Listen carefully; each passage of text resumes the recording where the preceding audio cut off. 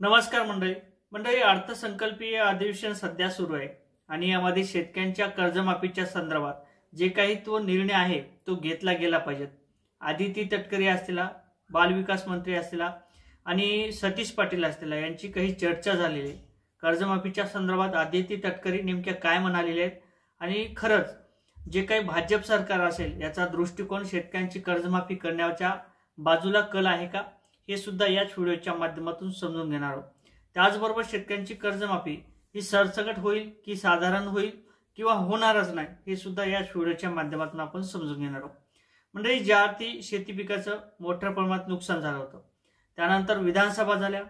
विधानसभेत कोणत्याही शेतकऱ्यांनी कर्जमाफीच्या संदर्भात काहीच निर्णय मागितला नाही किंवा एखाद्या शेतकरी उठला आणि शेतकऱ्यांनी म्हणलं की आमची कर्जमाफी करा, त्याच वेळेस तुम्हाला मतदान करू, असंही कोणी बोललं नव्हतं. परंतु जे काही भाजप सरकार असेल त्यांनी त्यांच्या वचननाम्यात स्वतःहून सांगितलं होतं की शेतकऱ्यांची आम्ही सरसकट कर्जमाफी करू, 3 लाखापर्यंत कर्जमाफी करू, हा त्यांचा निर्णय होता. परंतु आता शेतकऱ्यांना अपेक्षा आहे ज्या पद्धतीने सरकारने आश्वासन दिलं त्यापासून जे काही शेतकरी ते कोणत्या बँकेचं कर्ज भरायला तयार नाहीत. बँक सुद्धा परेशान आहेत आणि शेतकरी सुद्धा पूर्णपणे परेशान आहे, कारण तर शेतकऱ्यांकडे कोणत्याही प्रकारचा पैसा नाही. आता एकंदरीत जर कर्जमाफी जर झाली असती तर जे काही कर्जमाफीच्या संदर्भात जे काही राज्य सरकार असेल, अर्थमंत्री असतील, अजितदादा पवार असतील, यांनी सुद्धा कर्जमाफीच्या संदर्भात काहीतरी निर्णय देणं अपेक्षित होता. परंतु सतीश पाटील यांनी एक प्रश्न विचारला आदितीताई तटकरे यांना, मॅडम जे काही कर्जमाफी असेल किंवा लाडक्या बहिणीचे जे काही 2100 रुपये असतील ते तुम्ही कधीपासून देणार असं विचारण्यात आलं होतं. तर आदिती तटकरे यांनी सरळ उत्तर दिलं की आम्ही कोणत्याही प्रकारचं सांगितलं नाही की या अर्थसंकल्प अधिवेशनात किंवा मार्चच्या अर्थसंकल्प अधिवेशनात जी काही लाडकी बहीण असेल त्या लाडक्या बहिणीची 2100 रुपयाचा हप्ता करू का, असा कोणत्याच प्रकारचा आम्ही निर्णय देण्यात आला नव्हता किंवा आमच्या वचननाम्यात सुद्धा सांगितलं नव्हतं. आमच्याकडे 5 वर्ष सध्या आहेत, या 5 वर्षात आम्ही कधी करायचं आणि कशा पद्धतीने तरतूद करायची हे आम्ही आमचं ठरवू, अशा पद्धतीने आदिती तटकरे यांच्या माध्यमातून सांगण्यात आलं. त्याचबरोबर सतीश पाटील परत एकदा उठले. जे काही दुसरं सदन होतं वरच्या मजल्यावरचं त्या ठिकाणी सतीश पाटील यांनी परत कर्जमाफीच्या संदर्भात शेतकऱ्यांच्या कर्जमाफीचं नेमकं काय होणार, शेतकऱ्यांची कर्जमाफी तुम्ही करणार का, तुमचं सरकार करणार का.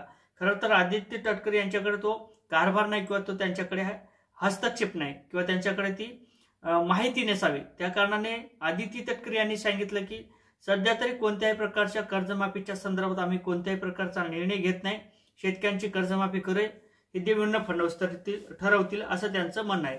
परंतु ज्या अर्थी जे काही शेतकऱ्यांची कर्जमाफी आहे ती शेतकऱ्यांनी कधीही तुम्हाला कर्जमाफी मागितली नव्हती. शेतकऱ्यांनी तुम्हाला काय मागितलं होतं, फक्त सोयाबीन असेल, कापूस असेल, तूर असेल, जे काही त्याच्याकडे पिकं असतील त्याला भाव मागितला होता. ते भाव न देता तुम्ही शेतकऱ्यांची कर्जमाफी करू अशा पद्धतीचा जर तुम्ही जुमला खेळला असेल, शेतकऱ्यांच्या भावनेसोबत तुम्ही जर खेळला असेल तर हे कुठेतरी शेतकऱ्यांची फसवणूक आहे आणि तुमची सुद्धा स्वतःची फसवणुकीमध्ये होणार आहे. कारण तर जे काही शेतकरी त्या शेतकऱ्यांनी तुम्हाला याच अर्थी निवडून दिलेले, जर तुमची सत्ता आली, तुमची एकलहाती सत्ता जर आली तर तुम्ही शेतकऱ्यांची सरसकट कर्जमाफी कराल अशी त्यांची भावना होती, म्हणूनच तो तुम्हाला निवडून दिलं.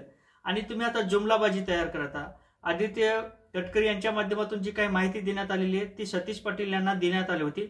आणि ज्या अर्थी आपले अजितदादा पवार आहेत, अजितदादा पवार हे अर्थसंकल्प अर्थमंत्री आहेत आणि यांच्या माध्यमातून कर्जमाफीच्या संदर्भात निर्णय घेणं बंधनकारक होता. ज्या पद्धतीने शेतकरी आता पूर्णपणे हवालदिल झालेले, शेतकऱ्यांकडे कोणत्याही प्रकारचा पैसा उपलब्ध नाही, त्यासाठी शेतकरी काय मागतो, सरसकट कर्जमाफी.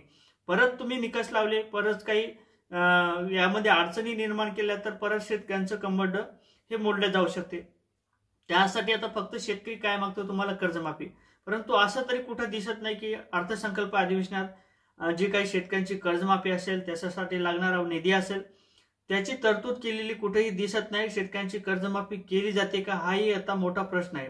सरसकट मिळते नाही मिळत हे सुद्धा आता एक मोठा प्रश्न निर्माण झालेला आहे. जर शेतकऱ्यांची कर्जमाफी या अर्थसंकल्प अधिवेशनात नाही झाली तर पूर्ण बँकेचं कर्ज असेल परत ते वाढत जाईल आणि शेतकऱ्यांचा तगादा असेल, बँकेचा तगादा असेल, हे शेतकऱ्यांकडे लागेल. परत शेतकरी कित्येक तरी आत्महत्यासारखं पाऊल उचलतील, असेही मोठे संकट सध्या निर्माण होतील. मुलाचे शिक्षण असतील, इतर काही खर्च असेल ते शेतकऱ्यांना झापावत नाही.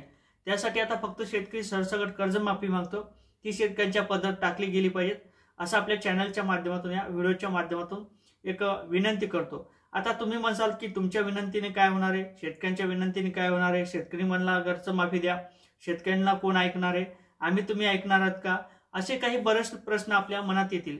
परंतु जोपर्यंत कुणी ना कुणी लढणार नाही, जो कोणी शेतकऱ्यांची बाजू मांडणार नाही, तोपर्यंत शेतकऱ्यांची कर्जमाफी ही होणार नाही। कारण तर जे काही विरोधी पक्ष असतील ते पूर्णपणे संपलेले आहेत। विरोधी पक्ष यामध्ये सक्षम नाही किंवा शेतकऱ्यांची कर्जमाफी केली गेली पाहिजेत असं तो पटवू शकत नाही किंवा सांगू शकत नाही। त्यासाठी सर्वसामान्य जे काही लोक असतील, शेतकरी असतील, त्यांना आता रस्त्यावर उतरल्याशिवाय पर्याय नाही। बऱ्याच भागातून तशा पद्धतीचे आता शेतकऱ्यांच्या माध्यमातून असतील, त्या लोकप्रतिनिधीच्या माध्यमातून असतील पुढाकार हे सुरू झालेले। आपण सुद्धा या लढ्यात सामील व्हा असं मी या व्हिडिओच्या माध्यमातून तुम्हाला आवाहन करतो। नक्कीच व्हिडिओ आवडला तर शेअर करा, चॅनल